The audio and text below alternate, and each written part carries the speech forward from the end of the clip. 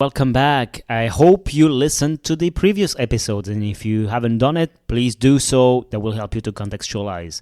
And let's get started for the part two of this series on user experience of AI and its measurement. One, two, three, four.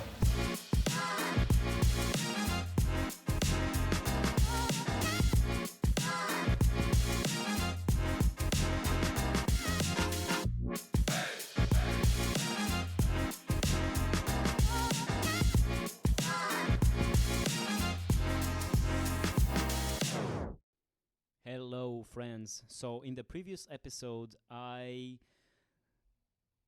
rambled on the topic of user experience measurement when it comes to AI and the importance of not only measuring vanity metrics but also sanity metrics, why they are also oftentimes a bottleneck to adoption, and the fact that you need to have a holistic view of measuring this user experience for you to understand what's happening with your product and with your business.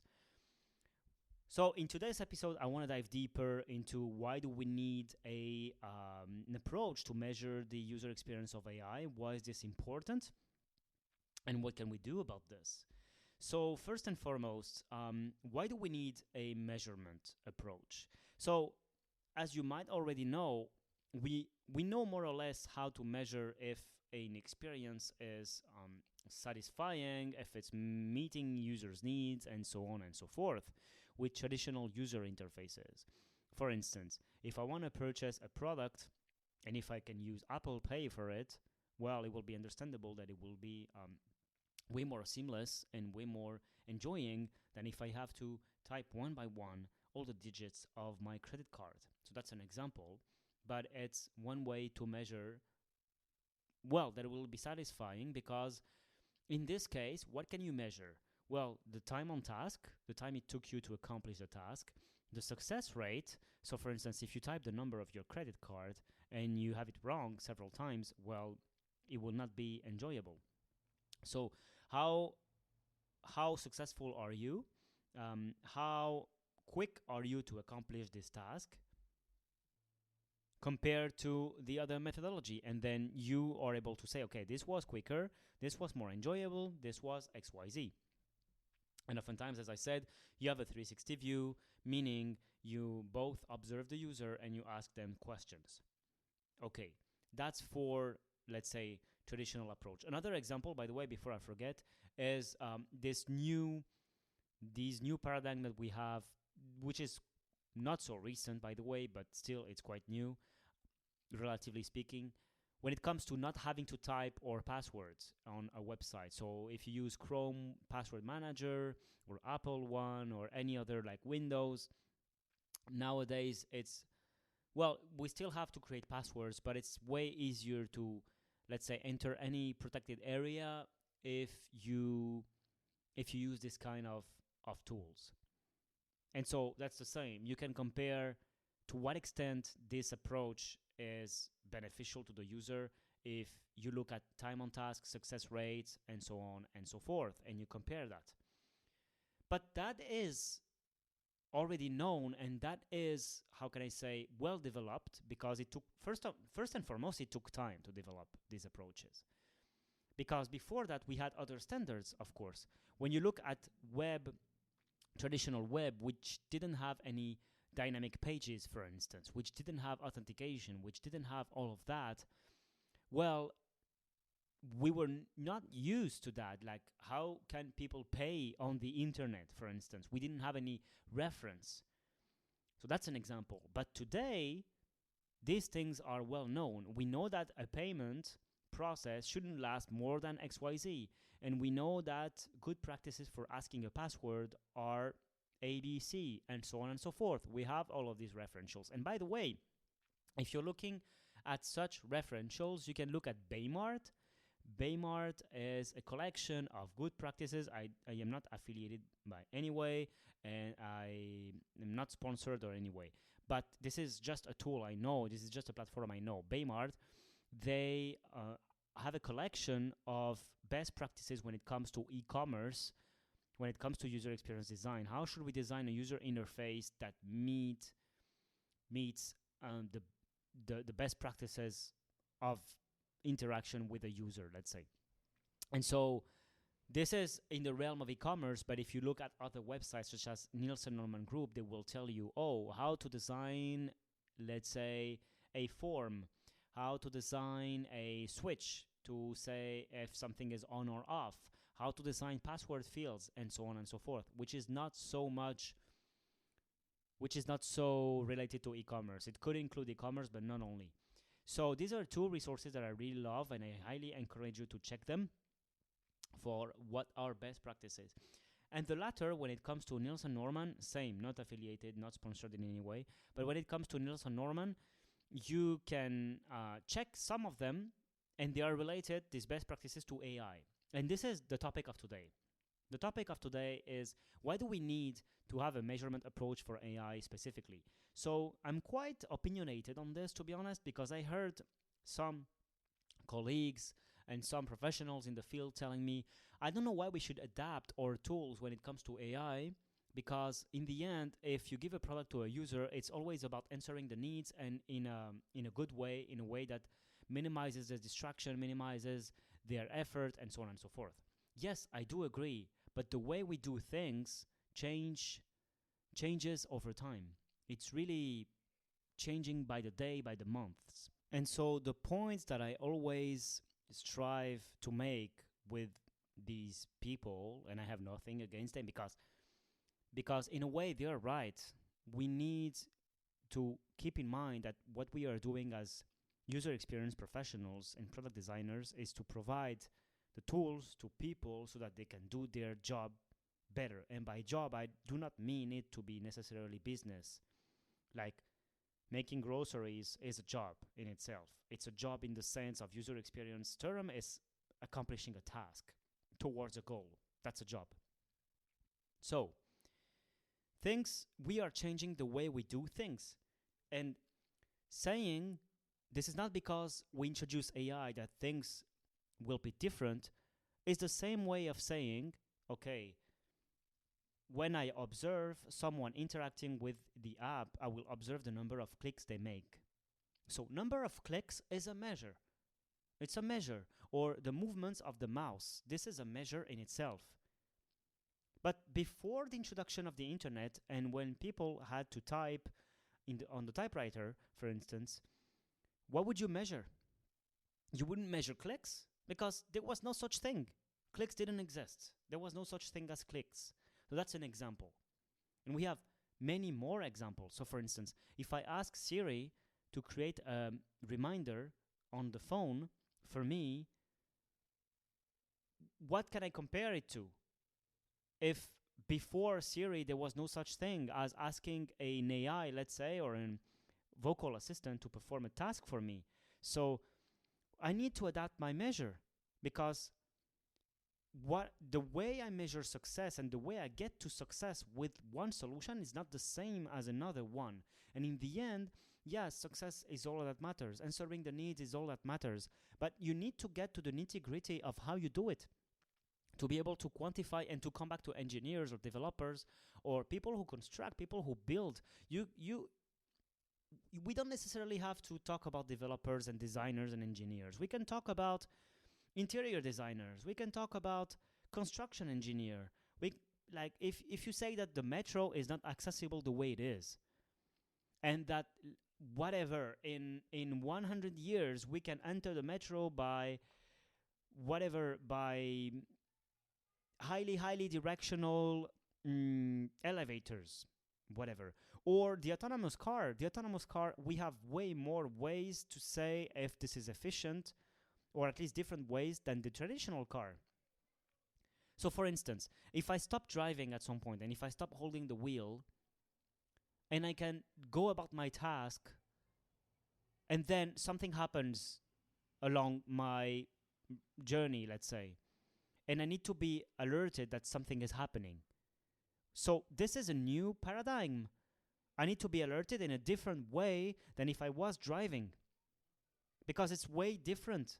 So when people tell me it's all about answering the needs. Yes, but the way you answer those needs, you need to also measure the ingredients. It's the same thing as saying I go to the restaurant and all that I care about is eating.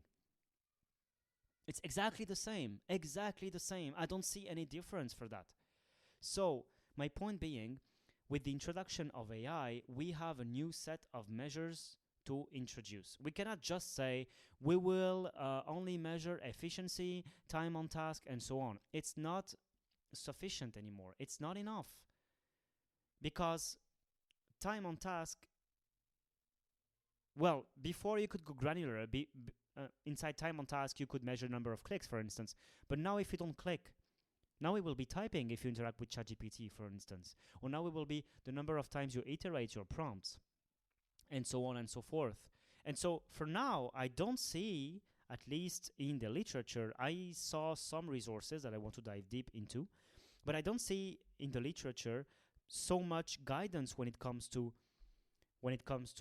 how should we measure the success of an AI-enabled product. There is no consistent methodology. And so we absolutely need to have a consensus regarding what should we measure. And I have a set of measures that I propose and that I will share after. And of course, it's the same as always. I'm not saying that we change radically. I'm just saying we need to have a set of measures that are inherent to AI, because AI is a new way of interacting. It's exactly the same when you interact with a voice-enabled agent. So I guess that by now I made my point across. So if we focus, what can we measure?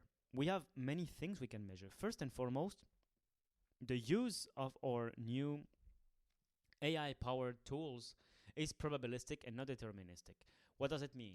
Deterministic means something that is happening now has been caused by something that was done before, and so on and so forth. And you can come back to the beginning of time if you want. That's the idea. Probabilistic will tell you that at any point in time, what has happened is just a result of a probability. It's just because it was more probable to happen than something else, and in the end, how can I say, we cannot predict. The deterministic approach will tell you that something happens because we can predict it. Because we have a rule to determine. If given A, then B.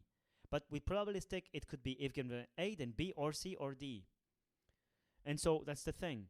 When we interact with AI, you can test it if you have never tested up to now. You can ask it one thing and then you ask it again, and it will tell you the same thing in different words, or maybe even a different thing. So, for instance, the way to adapt this is not only to measure task success, but also perception of consistency and predictability. So, to what extent do I believe, if I'm a user interacting with my AI, that on a Monday it will give me the same answers as on a Tuesday? For instance, I inputted all my preferences when it comes to dietary needs, and then I needed to create a grocery list for me. But what if on a Tuesday it gives slightly different results compared to Monday?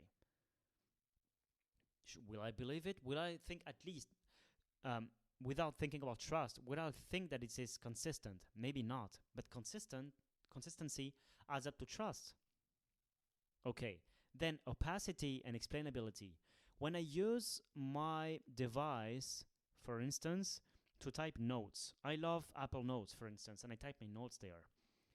If I use it to retrieve in the search bar, and the search works by having exact matches for words, for instance, and it's cap sensitive and so on, and I know how it works. I know that if I type something, but not in the plural form, I will not find it. So for instance, if I want to search for black box, and I had written in one of my notes black boxes, or sorry, I searched the other way around, and imagine it's very rigid as a way of search. Well, I will know that if I don't search the exact term, it will not work. So that's an example. But if I don't know how it works, which is the case with large language models, we don't know how it works. Well, we know how it works. Sorry, in the backend, we know more or less the process by which it works. Yes, But we are not able to say, at least as an end user, to say, oh, it answered me this because this. And by the way, if you dig a little bit deeper and not so deep, you will know that it doesn't work. It doesn't output you something because it knows, quote unquote, or it thinks. No, it outputs the best prediction of the next word. That's how it works. And so this thing, even if you know how it works, makes it a little bit more opaque. And usually LLMs don't explain in detail how they work, basically. So, for instance, we should also consider explanation satisfaction more than with the traditional UI, because with the traditional UI, if I search something in a search bar and I retrieve a result, that's it. I don't need anything to explain to me how it works. I know that by searching, then I will have a result, basically. So that's another example. And then with LLMs, as you can see, now it's evolving and evolving every day. Now you can have it in 1 month. You can ask it for something that is related to another chat that you have, and it will actually tell you everything it knows about you. You can test that with ChatGPT. If you have memory enabled, you ask it, based on everything you know about me, please provide me whatever, dietary plan or learning plan for my progress in my career, and so on and so forth. So it learns over time. It's not like a traditional UI. So there are already three pillars here. The fact that it's non-deterministic, the fact that it's less explainable, and the fact that it's dynamically learning. It makes it more difficult for people to understand how it works, and to researchers to qualify to what extent people trust it. Same. All of that will add up to trust calibration, because if you know how it works and it's really predictable, I know that when I don't have an example coming to my mind right now, but I know that if I enable this automation on my laptop, that at 9 p.m. every day, it will enable sleep mode, whatever. I know how it works. It's really predictable, repeatable, and so on. But with all these new things with AI, you need to calibrate over time to learn to trust it, for instance. And then there is the whole notion of controllability and user agency. To what extent are you in control of what's happening? Because some LLMs, if you pair them with automation, they can be in control. You can give them more or less control. So, for instance, if I have a set of documents in a Google Drive folder, and I have an automation that every day it translates them to another language, or it automatically publishes on LinkedIn, if I gave the LLM my agreement, my authorization for this to happen, well, I would have relinquished some form of control. So I would have less agency, for instance. And before the introduction of artificial intelligence, it was less the case with traditional UIs. You would still be in control. You would always have to be the one clicking and the one doing. And it's less the case right now. And it's the same with the introduction of MCP, Model Context Protocol, which is an interface which allows you to link, let's say, large language models with, let's say, a server or an application, to make it simple, and that will act on your behalf. So, for instance, if you tell a large language model, create a meeting slot for me in my calendar in 3 days, well, it will create it. But if you tell it, find the best spot and create the meeting with the best duration according to my chronotype, blah, blah, blah, well, it will take some decisions that will not be yours. So in the end, we are way, way more approaching interacting with a human. And so all of that, without talking about safety and risk, because all of that is linked to safety and risk. If you relinquish control at some point, there is some risk inherent to it. So I think I made my point across, which is when people tell me, I don't know why we should adapt our user experience measures because, or way to measure if we're successful with AI, because XYZ, Well, yes and no. I agree with you. Yes, because in the end, we should just serve people's needs. I understand, but the way we do it could be radically different, and the way it's perceived could be radically different. So, saying we just want to answer users' needs, it's like only considering the tip of the iceberg, and I want to consider the whole iceberg. Because if there is an iceberg, I want to know what shape it has before hitting it. So that's the thing. I hope I made my point across, and I hope you like this episode. Tune in for next episodes in which I will cover, for instance, how you can measure all of these topics: attitudinal metrics, behavioral metrics, and so on and so forth. And yeah, if you like this episode, I encourage you to subscribe, to comment, and to come back. Cheers. Yeah.